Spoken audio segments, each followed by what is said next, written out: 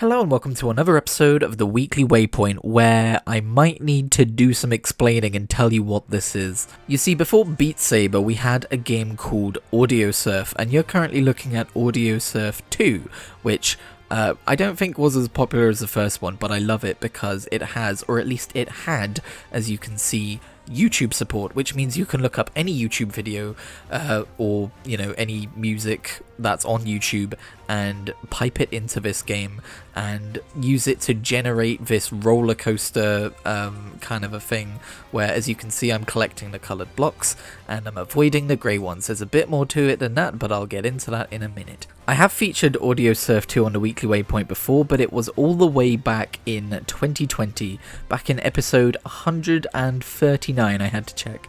And Audio Surf is a pretty difficult game to show off because it's very musical focused, and we all know how YouTube deals with music in its videos. So back in that original video, I recorded the audio commentary and then piped that into Audio Surf as a track just to kind of show off the raw gameplay and, generate a track based on my commentary. But I figure video game music should theoretically be okay because people can play the video game and they can stream the video game, and the video shouldn't get taken down because of the video game music in the video game. Although this is a Final Fantasy 16 track, and in Final Fantasy 14 there are actually some issues depending on the tracks with that sort of thing. I know that with Final Fantasy 14 there's a rule that you have to show the Final Fantasy gameplay in order to have the music not be flagged in the video. I worry that just by talking about this, YouTube's gonna pick up on the fact about what I'm talking about and nuke this video. We live in such a wonderful world, don't we? But I'm keeping the gameplay in the bottom right. It is provided by Andryis, Andrys, so thank you to that person for providing the gameplay. Hopefully it appeases the copyright gods. But yeah, I've got 3 video game tracks for you today in Audio Surf 2. We'll see how it goes. If it goes well, I might do this in future videos if people like it. But yeah, this is Audio Surf. This is a music rhythm game that generates tracks based on the music you put into it. This is a game mode called Mono, which basically means, I think in Audio Surf 1 it was as simple as collect the coloured blocks, avoid the grey blocks.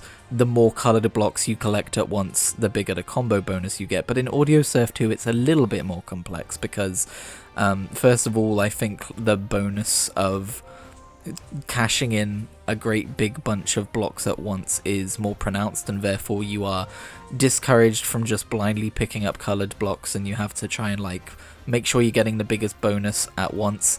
So that's why I sometimes avoid blocks which seem like they're easy to grab. But Audio Surf 2 also has these corkscrews, and with the corkscrews and the loop-de-loops, I should say, you will see there's one coming up now, this different kind of block which basically doubles whatever you've got.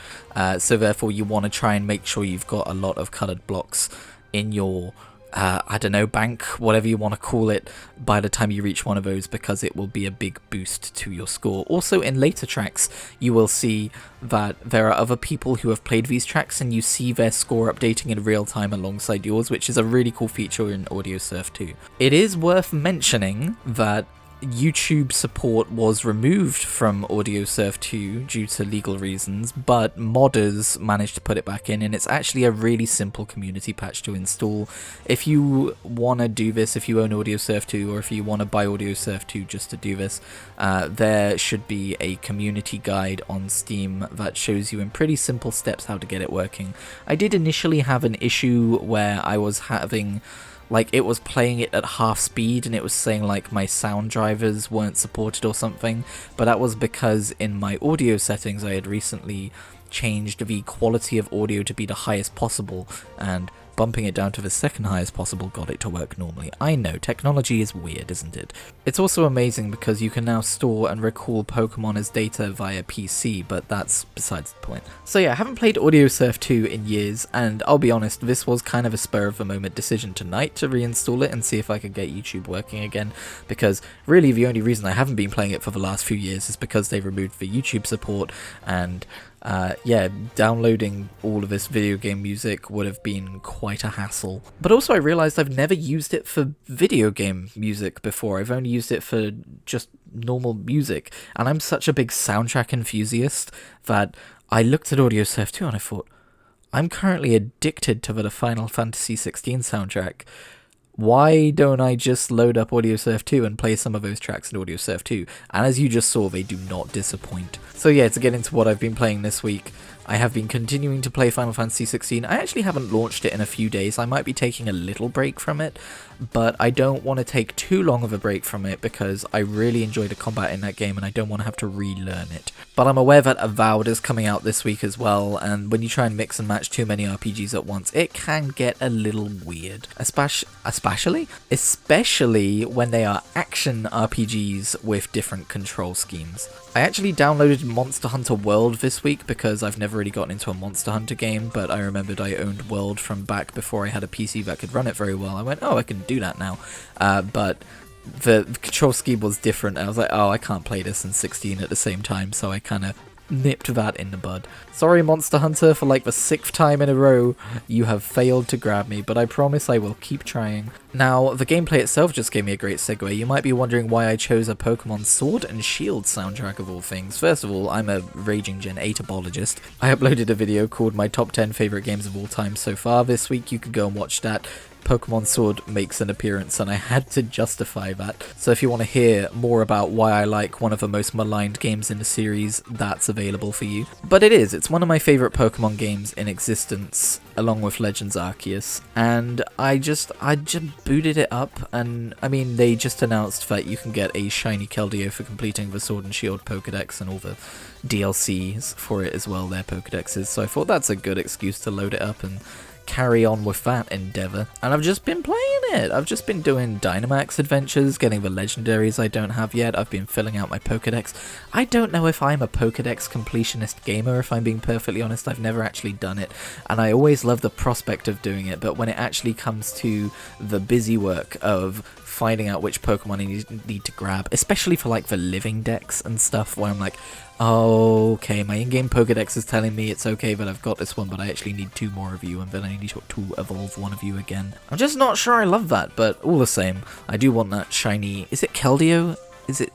let me look that up. Yes, it is. It seems like these shiny legendary Pokemon that they're handing out for Pokedex completions are typically ones where they haven't been obtainable previously, so that's pretty cool. But yeah, I've just been doing the Dynamax adventures, I've been doing raids as they pop up, I've just been roaming through the wild areas, seeing which Pokemon I'm missing, catching them, you know, that stuff. I'm playing Pokemon Sword. And I realized that when you beat the main story and the main story of both of the DLCs, at the very end you have this kind of trainer tournament. And I hadn't done that, so there was actually a little bit of a main game questline I had yet to finish. I hadn't actually seen the end screen and credits, the final credits I suppose, so I did that. And the reason I chose this particular track is because as I was doing that, this track played, which is the gym leader fight music, I believe. I don't know if there's unique gym leader fight musics based on the gym leaders, but this is one that plays for a few of them, and I just love this track. The way they utilize cheering in the stadium as part of like the instrumentalization is so cool. And if I remember right, when I was playing Pokemon Violet a couple weeks back, I noticed that they had incorporated more cheering into the soundtrack of that game as well, so that was cool. Also last week I mentioned that I wanted to check out Final Fantasy IV, but I wasn't sure which version I wanted to check out. I ended up checking out the Pixel Remaster version, but I didn't get far. I do like the story, it's definitely my vibe. I do like how the first conversation we have in that game is basically, are we the baddies? But this was also the first Final Fantasy game to utilize the active time battle system, and I've never really gotten into a Final Fantasy game with an active time battle system, yes, including 7. And unfortunately I've always been rather put off by that system. To me it just seems like the normal turn-based combat system, except it's punishing you for taking the time to think, and I basically really did not gel with the combat in 4 and bounced off of it pretty quickly. That being said, I have since been made aware of the wait feature, which means that when you are selecting an attack or a spell or something, the active time battle timer pauses, so you don't have to worry about, you know, being stressed to make a decision immediately. That being said, it does still tick down when you're choosing whether to attack or defend, etc. And while you can just quickly click into attack to pause that and then think, just the overall feel that has when you're entering combat still makes it feel kind of rushed and stressful to my brain, even though it's not really. I've also been advised to slow down the game time or the battle time or whatever so that the bars don't fill as quickly, giving me more time to think. I haven't actually experimented with that yet, but yeah, Warrior Not, I will go back to 4, but the reason I bring it up is because, first of all, I still don't think the active time battle system is a good battle system if you have to tell me how to fix it before I can enjoy it, and I fix it mostly by getting rid of what it's fair to do. I have noticed that they try to make boss fights more dynamic with it by having times when you're not supposed to attack and so on and so forth, so maybe it's just because I'm too early game to have really seen the best usage of that, but for now, I'm not sold on it, and it pushed me back to continue playing Dragon Quest III HD2D, which I had kind of fallen off playing because I misunderstood that pyramid section. I'm at the pyramid section in 3, and I chose to explore the basement first where you can't use magic, and I falsely assumed that meant you couldn't use magic anywhere in the pyramid, and I went, oh god! Oh god, that's not very fun. I've since realised I am a fool, and it's just for basement, and it's because you get sent to the basement as a punishment if you fall in the traps. That being said, that dungeon still has its own frustrations and is quite punishing, but I'll get through it. Just made me realise that I think that while story-wise, Final Fantasy games are usually more my jam, I think combat-wise and gameplay-wise, and just whimsy atmosphere-wise, maybe Dragon Quest is more my speed. Anyway, enough about video games. I would like to talk to you about a bit of a hyperfixation I went down last night, and I'll walk you through it step by step and the kind of outcome of it. So, I really want to get into Warhammer, like all forms of Warhammer, 40k, Age of Sigmar, and Fantasy, or Old World, or whatever the hell you want to call it. But as someone who isn't really like a tabletop gamer, if it's even the right phrase for a game like Warhammer, isn't it like war games? As someone who's not a war gamer, I guess, and as someone whose hands are too shaky to paint miniatures, and as someone who can't afford said miniatures anyway, I've not really had an avenue for getting into those worlds outside of what feels like extended media, and that feels like a weird onboarding point. That being said, for whatever reason, actually, can I remember the reason? Oh, I think I'm kind of giving up on the Lord of the Rings books. I'm halfway through the Two Towers, and it's just not really clicking for me, and that book is super highly reviewed, and I think it's just supposed to have clicked by now. I think maybe I just need to go and watch the films instead. I'm sorry, I'm a fake fantasy fan, but that is not a non sequitur. I bring that up because it made me think, what should I do with my audiobook reading time instead? And so I looked at the Black Library, and I looked at the Warhammer 40k books, and I looked at the Horus Heresy books, and I started putting them in my TBR spreadsheet, and I went, good gracious, there's a lot of Horus Heresy books, but my mind started to wander, and I started to look into Age of Sigmar lore, and I realized that the Age of Sigmar books are kind of, or at least I think it was like the Realm Wars stuff, which is like right at the beginning of that timeline, seemed to be heavily criticized for not really having that much characterization or plot, but is just like endless descriptions of battles to try and sell miniatures. But there is something about these worlds which is pulling at me. I love the lore of these worlds, I just don't have like a vehicle within which to enjoy them for myself. Yes, I said with win, let's carry on, we don't need to acknowledge it. And I was remembering the fact that probably about a decade ago now, I read through the Vampire Genevieve books, which are Warhammer Fantasy books from long ago by Kim Newman, also known as Jack Yeovil. It's Yeovil, isn't it? Whatever. But do you ever this happens to me with Dragon Quest IX as well, you experience a story or a game and you don't really give it the full time of day at the time, but it just stays in the back of your mind for years, going, I want more like that. The thing I loved about the Vampire Genevieve, right, is it was this, and I know it's like some of the most highly regarded writing in all of Warhammer, which might prove to be a little unfortunate, starting from the top and working my way down, but what I loved about it was a series of books.